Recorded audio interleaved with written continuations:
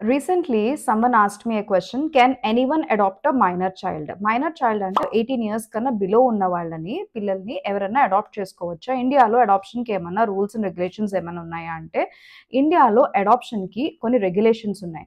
ఏంటి అంటే, central adoption resource authority వాళ్ళు they have laid down certain regulations. ఆ రెగ్యులేషన్స్‌ని ఫాలో అయితేనే ఎవరైనా అడాప్ట్ చేసుకోవచ్చు. ఫస్ట్ ఆఫ్ ఆల్ మ్యారీడ్ గానీ, అన్‌మ్యారీడ్ గానీ 25-55 ఇయర్స్ ఏజ్ లిమిట్‌లో ఉన్న వాళ్ళు దే కెన్ అడాప్ట్.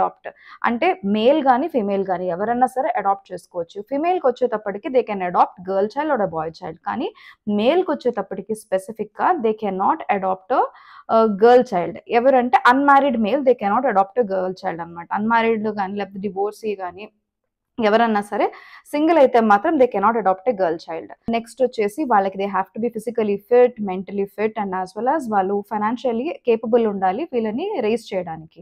మ్యారీడ్ కపుల్స్‌లో కూడా పిల్లలు ఉన్నారనుకోండి, వాళ్ళకి already if they are having children also they can adopt. But 3 children కన్నా ఎక్కువ మంది ఉంటే మాత్రం దే కెనాట్ అడాప్ట్.